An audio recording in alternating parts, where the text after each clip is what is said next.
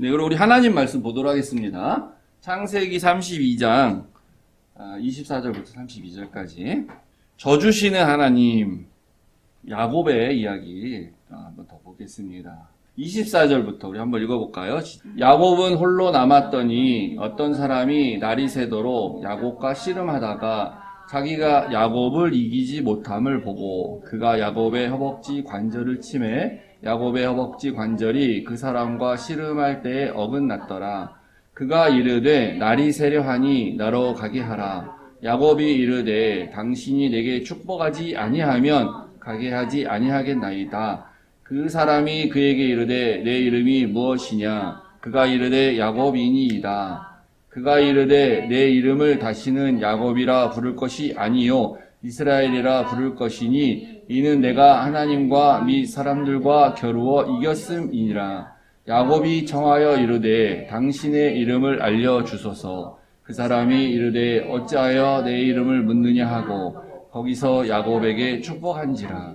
그러므로 야곱이 그곳 이름을 브니엘이라 하였으니 그가 이르기를 내가 하나님과 대면하여 보았으나 내 생명이 보존되었다 함이더라. 그가 브니엘을 지날 때에 해가 돋았고 그의 허벅다리로 말미암아 절었더라. 그 사람이 야곱의 허벅지 관절에 있는 둔부의 힘줄을 쳤으므로 이스라엘 사람들이 지금까지 허벅지 관절에 있는 둔부의 힘줄을 먹지 아니하더라. 아멘. 하나님 아버지, 부족한 자가 또 하나님 말씀 들고 이 자리에 섰습니다. 하나님, 이 말씀을 우리에게 전해줄 때는 다 하나님의 계획과 뜻일 줄로 믿습니다. 하나님께서 함께 하셔서 그 하나님의 원래 목적과 계획을 우리에게 알려주고 우리가 충분히 깨달을 수 있는 그런 귀한 시간 되도록 하나님 함께하여 주시옵소서. 예수님 이름으로 기도했습니다. 아멘. 야곱은 참 여러 가지 특이한 경험들도 많이 합니다. 우리로 하여금 이야기거리를 많이 주고 있는데 오늘도 이제 그런 장면 중에 하나입니다. 혹시 우리 성도님들 가운데 기도를 했는데 이런 마음으로 혹시 기도해 보신 적이 있는지 모르겠어요. 하나님이 이기나 내가 이기나 한번 해보자. 내가 끝장을 보겠다. 야곱은 하나님을 이겼다고 하는데 그런데 나라고 못할 게 뭐가 있냐? 나도 오늘 밤새서 기도를 해서 끝장을 한번 보겠다. 내가 하나님을 이기고야 말겠다. 이런 식으로 한번 기도를 해본 경험이 있으신지 모르겠습니다. 뭐 꼭 그런 동기는 아니더라도 어쨌든 밤새 한번 해보셨는지 모르겠습니다. 예, 저는 물론 이제 밤새 해본 적은 없습니다. 목사가 뭐 부끄럽게도 뭐 또 꼭 그렇게 해야 되는 것도 아니고. 근데 우리가 이제 야곱의 이 얘기를 보면서 우리가 이제 그런 생각을 하거나 또 그렇게 해야 된다라고 말을 듣기도 하는데, 오늘 이야기가 이런 식으로 기도하라라는 그런 방법의 예를 말하고 있다고 생각하면 그건 아주 큰 오해입니다. 잘못 생각하고 있는 겁니다. 우리 지난 시간에는 이제 야곱의 순례 길을 떠나는 야곱을 보았습니다. 그죠? 밧단아람으로 가는 야곱. 그것이 도망자의 길로 시작했지만 순례의 길로 바뀌어서 가게 돼서 이제 20년간 삼촌 라반의 집에서 삶을 살았어요. 그걸 정리하고 하나님께서 내 고향으로 돌아가라, 베델로 가라 해서 이제 돌아오는 길이에요, 지금. 이제 그 사이에 이 창세기 앞에 30장, 29장, 30장, 31장에 많은 이야기들이 있습니다. 그것도 뭐 설교로 사실 해야 되는 부분들인데 제가 이렇게 하면 너무 길어지는 것 같아서 좀 건너뛰고 오늘 이 본문으로 왔습니다. 왜냐하면 다시 한번 말씀드리면 제가 이제 이 창세기를 강의할 때 초점은 하나님의 그 언약, 아브라함에게 주신 그 언약, 내가 자손을 주겠다, 내가 땅을 주겠다, 그리고 내가 너의 왕이 되겠다 라는 주권의 언약을 한 그 하나님 나라를 만드시겠다라고 하는 그 관점에서 해석하고 그 관점에서 봐야 될 중요한 본문들, 그것을 이렇게 해 나가려고 하길 원해서 그렇습니다. 우리가 뭐 수요예배, 새벽예배 이런 것도 있으면 뭐 이렇게 딱 찬찬히 보겠는데 그러지 못하기 때문에 여러분들이 이제 묵상을 거긴 또 이렇게 하시고 그런 관점으로 이렇게 또 보시면 또 새로운 이렇게 영안이 열리시게 됩니다. 그래서 이제 건너뛰었어. 이제 돌아오는 길이에요. 근데 여기에 우리가 읽은 본문에 14절에 홀로 남았는데 야곱이 어떤 사람이 이제 어떻게 오게 된지 모르죠. 어떤 사람과 씨름을 하였다. 날이 새도록 야곱과 씨름을 하였다. 이렇게 말하고 있죠. 근데 이제 야곱이 나중에 보니까 30절에 보시면 나중에 보니까 내가 하나님을 만났구나. 알고 봤더니 그 어떤 사람이 누구냐면 그게 하나님이었어. 하나님. 이렇게 야곱이 이제 고백을 하게 돼요. 그러니까 하나님의 현현으로 우리가 이제 보게 되는데, 그래서 이것은 야곱이 하나님과 직접적으로 대면하는 그런 장면입니다. 꿈꾸는 것도 아니고 환상 보는 것도 아니에요. 하나님을 직접 만난 것이에요. 근데 이 하나님을 만나는 과정이 되게 좀 이상하죠. 하나님 이런 식으로 사람을 만나시나, 이렇게 생각이 들지 않습니까? 하나님이 우리가 생각했을 때 거룩한 정말 그런 모습으로, 정말 위험 있는 모습으로, 하나님 같은 진짜 모습으로 나타나셔서 거룩하게 이렇게 나랑 얘기하시거나 그럴 것 같은데, 모세를 부르실 때나 그러면 좀 그렇잖아요. 근데 여기는 그런 모습이 아니에요. 일단 사람으로 나타났는데, 씨름하는 사람, 마치 무슨 경기를 하는 것처럼 보이지만 정확히 말하면 이거 씨름이 아니고 이렇게 길 가는 나그네를 덮치는 강도의 모습으로 나타난 겁니다. 그리고 밤새도록 씨름해서 서로 싸웠어. 치고받고 하든지 엎어뜨리고 하면서 누르고 졸고 이런 싸움을 했어요. 그렇게 나타난 사람이에요. 그러다가 나중에 보니까 하나님이었어. 하나님과의 만남이 굉장히 이상하죠. 그리고 또 하나님을 이겼다고는 하는데 야곱은 허벅지 관절, 그러니까 아마 골반 쪽 어딘 것 같아요. 여기 힘줄이 끊어져서 계속 쩔뚝쩔뚝거리고 이렇게 하고 다니는 그런 상황이 됐습니다. 아까 말씀드린 것처럼 우리가 하나님을 내가 만나서 끝장을 보리라, 밤새도록 기도하리라고 했는데 하나님 정말 만났어. 근데 그 결과가 하나님을 만나긴 만났는데 하나님 뭔가 이렇게 나를 탁 치셔가지고 내 팔이 이렇게 어떻게 됐다거나 내 다리가 어떻게 됐다든가 그래가지고 평생을 남은 기간을 그렇게 쩔뚝쩔뚝 거리면서 살아야 되는 그런 만남이라면, 그러면 만나고 싶으세요? 하나님을? 그럼에도 불구하고 하나님을 만난다는 건 사실은 흥분된 일이죠. 근데 또 이렇게 그렇게까지 만나야 되나? 생각도 들어요. 이상한 만남이에요. 굉장히 이상한 만남. 하나님은 도대체 그래서 왜 이런 식으로 야곱을 만나시는가? 굉장히 해석하기가 어려운데, 다행히 이 이상한 만남을 해석하기 위해서 우리는 성경에 이런 비슷한 일이 있는가를 보면 되는데, 마침 비슷한 일이 있어요. 다행히. 그래서 우리가 이게 해석을 좀 더 정확하게 할 수가 있습니다. 그 일이 언제 일어났냐면은 모세의 경우인데, 한번 같이 읽어보죠. 24절 시작. 모세가 길을 가다가 숙소에 있을 때에 여호와께서 그를 만나사 그를 죽이려 하신지라. 시보라가 돌칼을 가져다가 그의 아들의 포피를 베어 그의 발에 갖다 대며 이르되 당신은 참으로 내게 피난편이로다 하니 여호와께서 그를 놓아 주시니라. 그때 시보라가 피난편이라 함은 할례 때문이었더라. 모세가 이제 40년간의 또 여기도 광야 생활을 하고 호렙산에서 이제 하나님의 부르심을 받고 만나고 애굽으로 돌아가는 길이에요. 소명을 받고 지금 사명을 따라서 애굽으로 돌아가는 길입니다. 그때 하나님이 나타나셨는데 하나님과 만나 주신 거죠, 지금도. 근데 하나님이 나타나서 이번에는 모세를 죽이려 하셨다 그래요. 죽이려 하셨다. 이게 도대체 웬일입니까? 하나님 명령 따라서 지금 애굽으로 돌아가고 있는데 하나님 사역하기 위해서 모세를 죽이려고 한대요. 이야기가 되게 어렵죠, 이게. 야곱의 얘기랑 굉장히 비슷합니다, 모티브가. 둘 다 돌아가는 거예요. 모세는 애굽으로 돌아가는 거고, 야곱은 이제 베델로, 자기 고향으로 돌아가는 거죠. 그리고 똑같이 길을 가다가 숙소에 있을 때라는데, 이게 무슨 길 가다 여관이 호텔이 있는 게 아니에요, 이게 뭐냐면, 길을 걸어가는 모든 여행객들이, 이렇게 좀 잘만한 어떤 장소가 있는 거예요. 그 길에서 자고 있는 거예요. 그러면 여기는 이제 잘만하다는 게 뭐냐면, 여러 가지 이제 보호도 되는 거겠지만, 문제는, 짐승한테는 보호가 될지 모르겠지만, 사람들한테는 표적이 되는 장소예요. 그러니까 도적대들한테는. 도적대가 자고 있을 때 습격을 해서 약탈을 할 수 있는 그런 곳이라는 거죠. 거기에서 이제 자고 있는 거예요. 그러니까 야곱도 그렇게 있는 거예요. 그런 장소에. 거기서 도적대가 아니라 도적처럼 보이는 하나님이 공격을 하시는 거니까.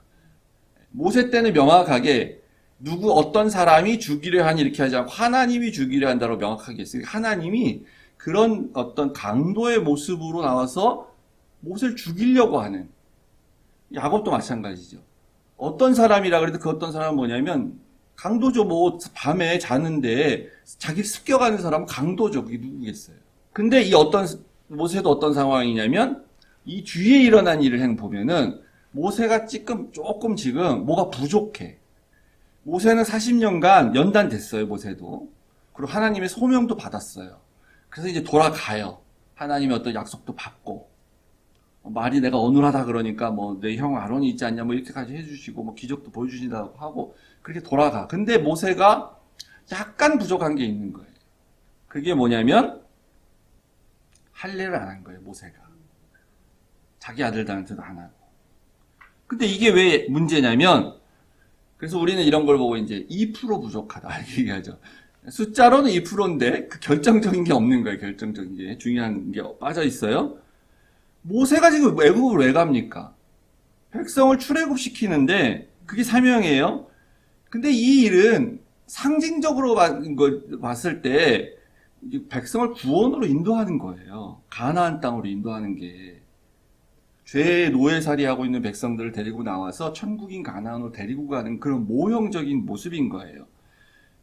그러니까 다른 말로 하면 하나님께서 선택하신 백성들을 이렇게 죄의 땅에서 약속의 땅으로 데리고 가는 거예요. 근데 하나님이 계속 무슨 얘기를 했습니까? 이 창세기에서 설교 나오지만. 이 백성은 약속으로만 되는 거다. 언약으로만 되는 거다. 그러니까 이 사람의 노력으로 안 되는 거다라고 계속 얘기를 하셨잖아요. 그러면 뭔가가 해야 돼, 이 백성들은 반드시.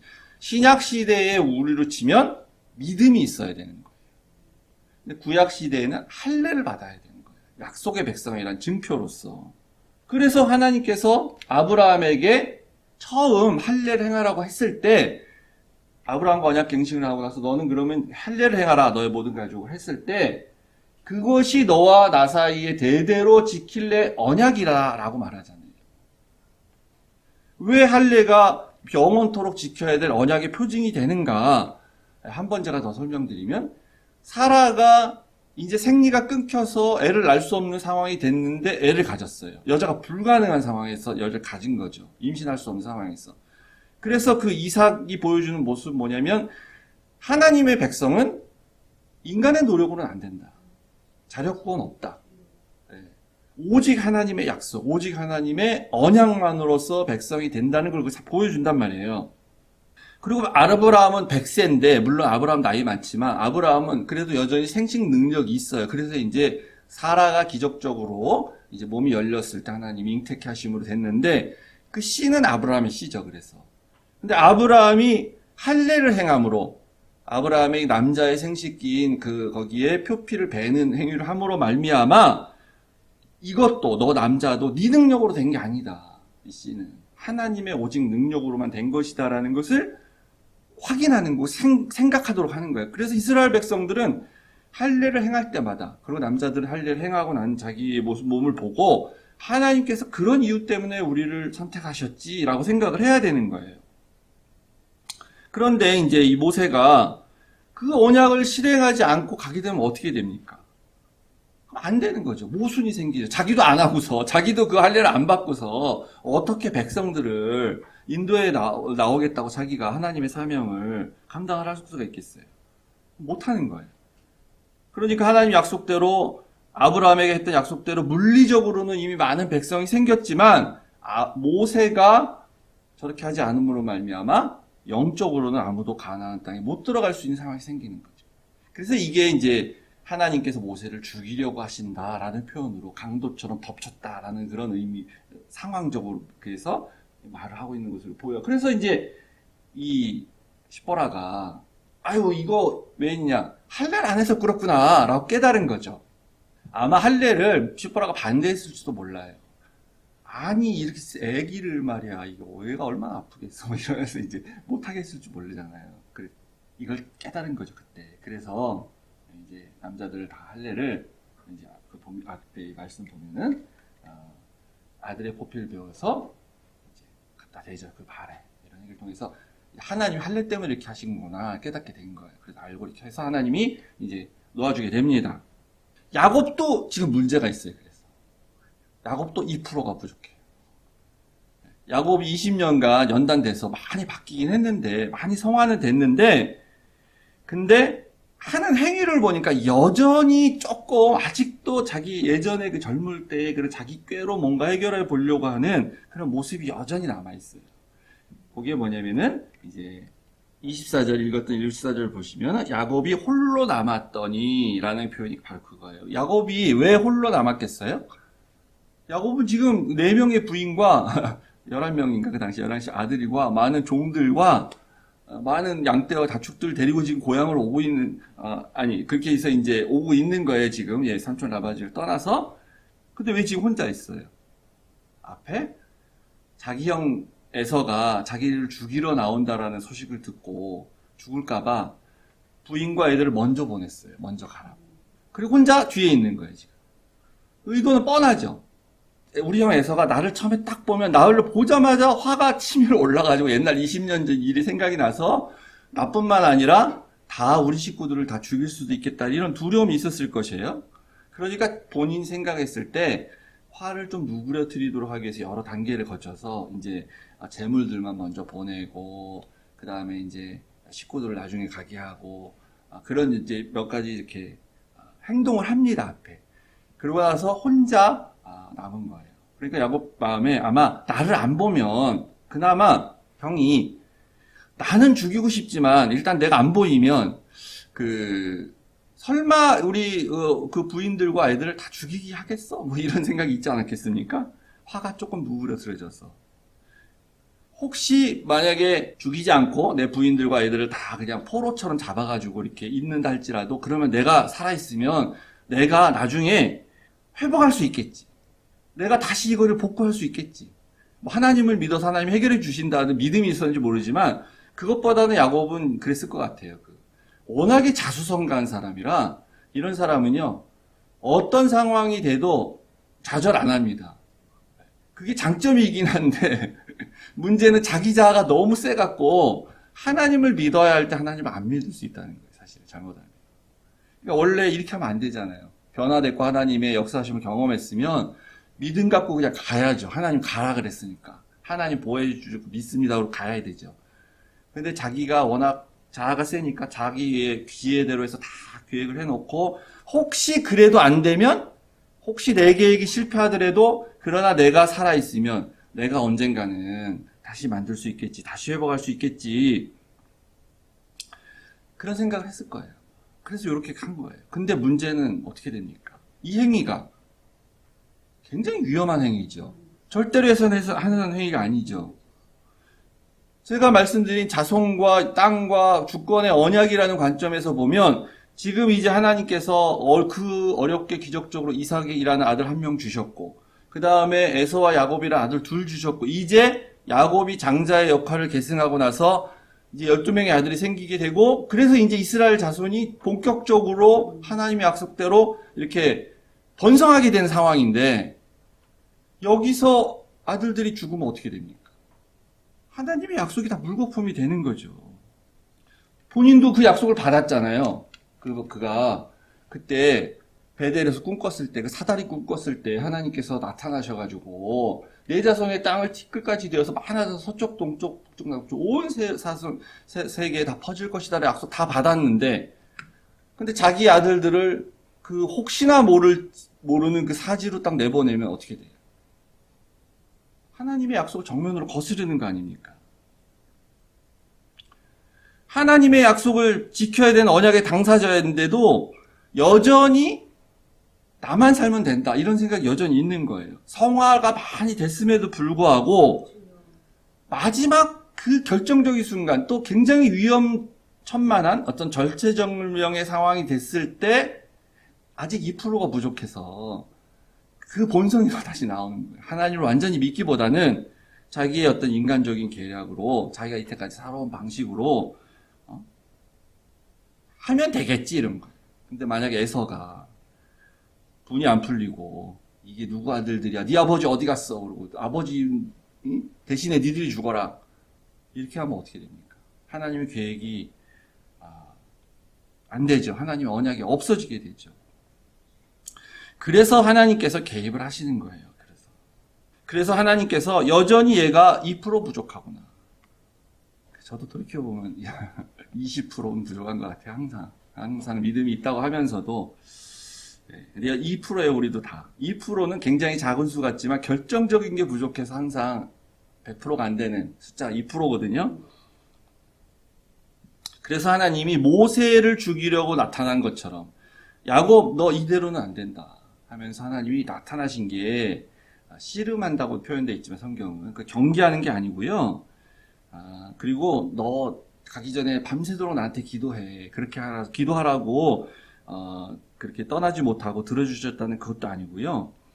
정말 말 그대로 모세를 죽이시려고 했던 것처럼 강가에서 노숙하고 있는 혼자 있는 야곱에게 그런 강도의 모습으로 나타나신 겁니다. 그래서 야곱이 처음에는 그가 하나님인지 이분이 천사인지 어떤 신적 존재인지를 전혀 몰랐어요.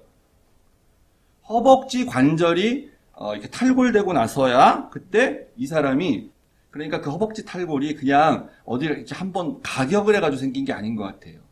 앞에서는 이렇게 씨름을 할 때는 사람으로 보이는 완전 사람과 같은 그 존재였기 때문에 내가 이렇게 막 싸워서 버티고 막 이럴 수 있었는데 근데 마지막 날이 세려하니 나로 가게 하라 하기 전에 그때 마지막 일격을 딱 이 사람이 가했을 때 그거는 어떤 신적인 능력이 나타나서 자기가 그렇게 됐다는 걸 깨닫게 된 것이죠. 그래서 그때 이제 이 어떤 사람이 아니구나. 이 신적인 존재구나. 그러니까 야곱은 그래서 참 이렇게 미워할 수 없는 뭐 존재 같은 그런 사람이에요. 하는 거 보면 좀 얄미운데 근데 뭔가 하나님이 딱 개입하고 계시고 하나님 역사하신다고 생각됐을 때 고기는 안 놓죠. 그래서 그때 딱 붙잡는 거예요. 이 사람을 이대로 그대로 보내면 안 되겠구나. 나로 하여금 축복하지 않으면 못 갑니다. 라고 이 바짓가랑이 잡고 늘어지는 거예요. 그냥 붙잡고. 그때 밤새 기도하는 겁니다. 그래서 그때 하나님이 이제 개입하고 계시는구나. 근데 그 전에 하나님은 물론 처음부터 하나님의 모습으로 우리에게 나타나셔서 신적 존재인 하나님이 뭔가를 역사하시구나 이렇게 할 수도 있지만 대부분은 처음에는 하나님이 그렇게 안 나타나십니다. 여기도 지금 보면요. 환도뼈를 치기 전에 있으셨잖아요. 강도의 모습으로. 이 표현이 좀 이상하지만 하나님이 강도의 모습으로 있으셨다는 게 표현이 이상하지만 야곱이 못 알아본 거예요. 야곱이. 사실은 하나님은 원래 우리에게 항상 일상적인 모습으로 옆에서 나타나세요. 그래서 우리에게 말씀을 하세요. 주로 이제 목사인 저 같은 사람을 통해서 말씀으로 나타나고 계시고 때로는 가족의 말을 통해서 가족이 뭔가 얘기할 때 그게 하나님의 음성으로 들려야 돼요. 그래서 네. 저도 잘 안 되지만 나의 와이프를 통해서 하나님이 말씀을 하고 계시는구나. 그게 이제 들어야 되는데 잘 안 되고 그러다 보니까 이제 싸움이 나고 그러죠. 우리 집도 왜 그렇게 말하냐 막 이러면서 친구를 통해서 말씀하세요. 근데도 내가 못 알아보니까 내가 거부하고 그리고 그냥 하나님과 씨름하고 밤새 겨루고 버티고 그러다 보니까 하나님께서 이렇게 갖고는 도저히 안 되겠구나. 그랬을 때 하나님이 신적 권위로서 나타나시는 거죠. 그때 치시는 거예요. 그러니까 야곱의 환도뼈를 치시는 것처럼.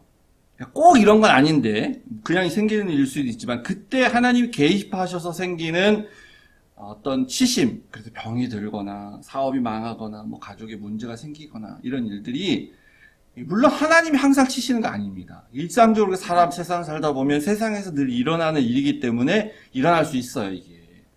근데 하나님께서 어떤 걸 메시지를 주기 위해서 그렇게 하시는 거면 그러면 그것을 하나님의 개입하심으로 생각하고 그거는 하나님께 가서 정말 부르짖지 않으면 해결이 안 되는 거죠.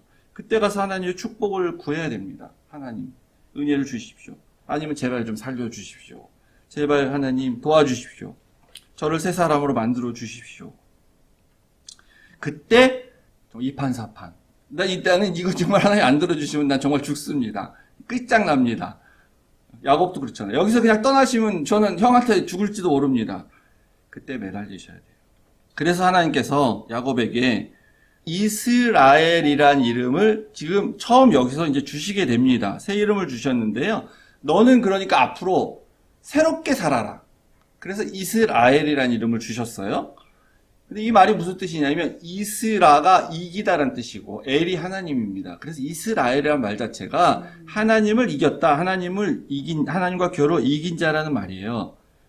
굉장히 영광스러운 이름 같기도 하면서 뭔가 또 좀 찝찝한 그런 약간 이름이죠. 하나님과 겨루어서 이긴 자라는 호칭이 저는 그게 썩 좋은 것 같지 않은데 근데 왜 그런 이름으로 살라고 하신 이유가 있겠죠, 하나님이. 그리고 여기서 상황이 이게 이름에 맞질 않아요, 지금. 좀 이상하잖아요. 원래 하나님이 지지 않았어요, 사실은. 여기 보시면 읽으셨지만 하나님이 이겼어요, 사실은. 그 어떤 사람이라고 하는 그 사람이 이겼죠, 이 싸움에서. 야곱이 졌고. 근데 그거 당연한 거죠. 우리가 무슨 수로 하나님과 싸워서 이기겠습니까? 하나님이 아니라 천사도 마찬가지예요. 우리가 무슨 수로 천사를 이겨요? 신적 존재인데. 우리가 무슨 수로 사단을 싸워서 이겨요? 우리가 어떻게 이겨요, 인간이? 못 이겨요. 근데 우리가 사단을 대적하고 싸우는 거는 내 능력으로 안 되기 절대로 이길 수가 없기 때문에 하나님 도와주셔서 이기는 거고 대적하는 거예요. 사단의 유혹에 안 넘어가는 거고. 하나님을 절대로 이길 수가 없어요, 우리가. 당연히. 그리고 여기서 하나님 졌어요. 아니, 하나님 이겼어요. 야곱이 분명히 졌고. 그런데 하나님이 네가 이겼다라고 얘기하는 건 무슨 말이냐면 내가 져줄게 이런 말인 거예요. 그러니까. 내가 졌다고 칠게. 네가 이겼어. 그래서 져주시는 하나님입니다. 이게 네가 어디서 이렇게 까불어. 우리 이렇게 하는 하나님이 아니야, 하나님. 네가 감히 비조물이 나에게 건방지게 이런 말씀을 안 하세요. 그래 내가 졌다고 할게. 내가 져줬어. 네가 이긴 거야. 멋있는 하나님이시죠. 그래서 하나님이 져준다. 알고도 속는다는 말이 있습니다. 우리나라 속담에 보면요. 알고도 속는다. 그건 뭐냐면 내가 바보 같아서 속는 게 아니고 속아준다는 말이에요. 속아준다는 거. 알지만 어떤 사람에게 우리가 그렇게 합니까? 보통 잘못을 고백하는 사람한테는 속아줘요. 알고도 속아줘요. 그래서 하나님이 내 이름이 무엇이냐라고 묻는 이유가 그거예요. 내 이름이 무엇이냐? 야곱인지 다 알죠, 하나님이. 왜 몰라요? 근데 왜 묻겠어요? 본인의 입으로 하여금 네가 누군지를 고백하게 하는 거예요. 근데 야곱이 원래 야곱이란 이름이 사기치는 사람, 속이는 사람 이런 뜻이잖아요. 누가 그런 이름을 달고 사는 걸 좋아하겠습니까? 왜 부모가 그런 이름을 지어줬는지. 원래 태어날 때부터도 그렇다 그래서 그랬는데 그래서 야곱이 자기 스스로 생각할 때 자기가 아무리 그런 사람이라고 그렇지 자기 이름을 그렇게 부르는 거에 대해서 썩 좋아하지 않을 가능성이 있는데 여기서 보면 그래요. 야곱이 그 밧다나름에 가서 우물가에서 라헬을 만났는데 자기를 어떻게 소개하냐면 자기가 그의 아버지, 라헬의 아버지의 생질, 조카요, 리브가의 아들이다. 라고 말했죠. 그러니까 원래 이러면서 리브가의 아들, 내가 야곱입니다. 이렇게 말해야 되는 거잖아요, 사실은.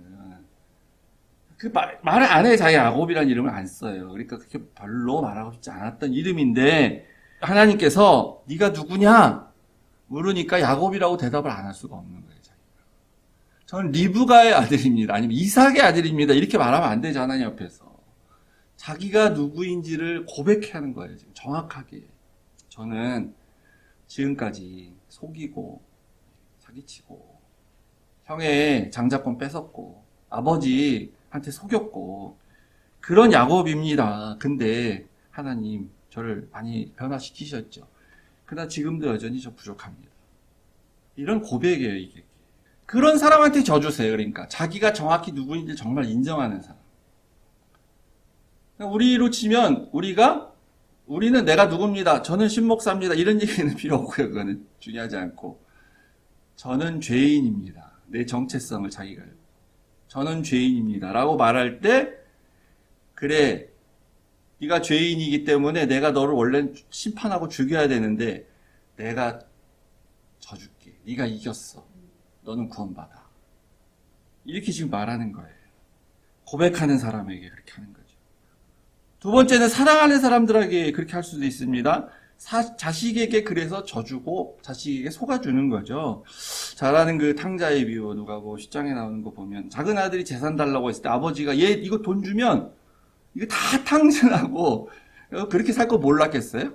다 알죠. 알고도 속아주는 거예요. 그래서 그래 가서 써라.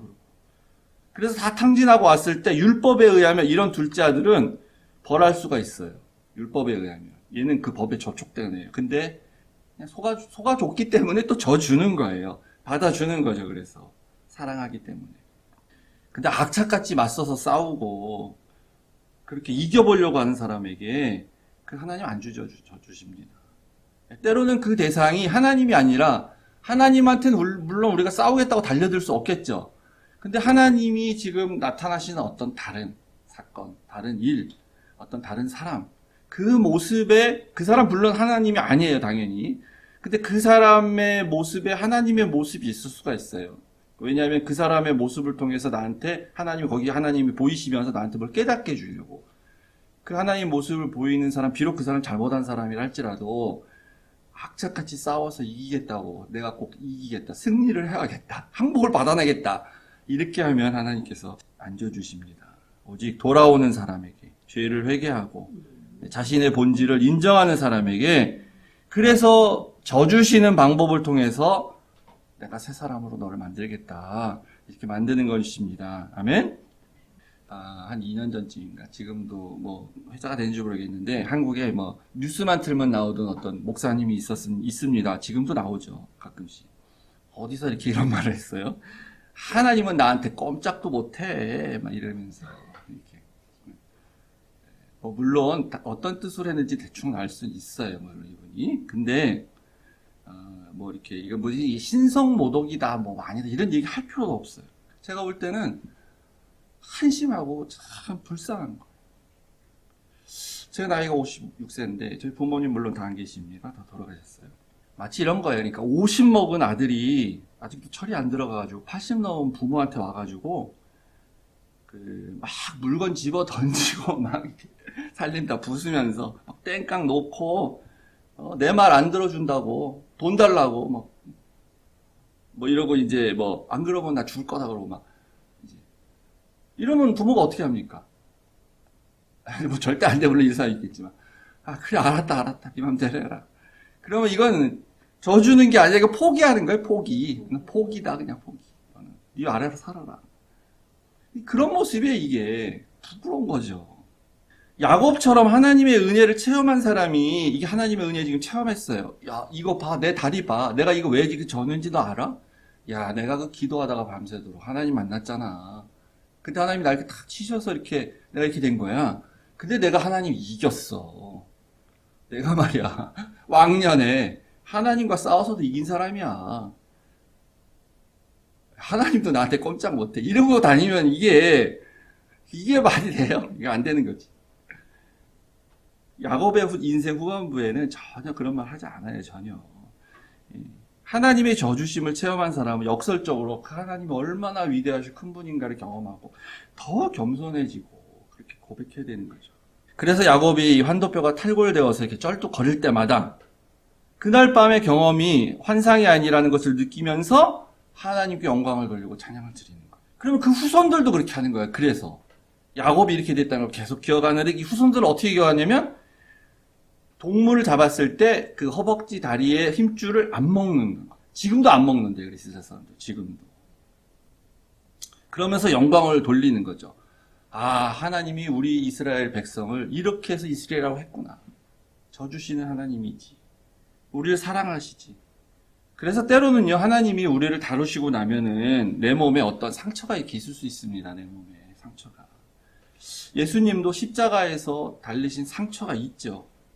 상흔이죠. 이런 게 상흔. 내 몸에 남아있는 흔적, 상흔. 그것은 항상 그래서 고난과 함께 온다.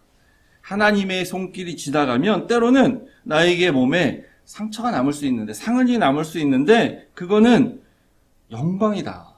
성도의 상처는 영광인 것이고, 그것을 볼 때마다 하나님이 나에게 져주셨지. 하나님이 나보고 이기셨다고 대신 해주셨지. 사실은 내가 진 건데. 이 상처를 볼 때마다 그것이 기억이 나고, 그래서 나는 앞으로 하나님의 자녀답게 정말 살아야 돼. 이 상처는 나의 고난의 그 고통이 아니고 은혜의 생수가 터지는 그런 은혜의 샘터다라고 믿고 살아가야 되는 것을 여러분 믿으시기 바랍니다. 아멘. 우리 일어서셔서 우리 찬양하겠습니다. 하나님의 사랑을 사모하는 자. 여기 가사에 보시면요, 너의 작은 신음에도 응답하시니, 이런 뜻이 있고, 우리가 주만 바라볼지라 이렇게 고백하는데, 주만 바라보는 게 뭡니까? 이게 바로 우리가 하나님과 대면하는 거죠. 주만 바라보는 거. 주의 얼굴 바라보면 무슨 소용이 있겠어요? 얼굴만 보면. 근데 그 얼굴 보고 하나님 얼굴 봤을 때 하나님이 나에게 져주시는구나 하고 또 고백을 해야죠. 나는 죄인입니다. 나는 야곱입니다. 저는 여전히 2% 부족합니다, 하나님. 근데 하나님 바라봅니다. 하나님 얼굴 대면했습니다. 그래서 제가 이긴 게 아니라 하나님이 나를 고치시겠군요. 나의 작은 신음에도 하나님은 응답하시겠군요. 그래서 나는 또 하나님 얼굴 바라봅니다. 계속 그런 찬양을 드려야 되지 않겠습니까? 우리 그런 마음으로 우리 하나님의 사랑을 사모하는 자 같이 드리겠습니다.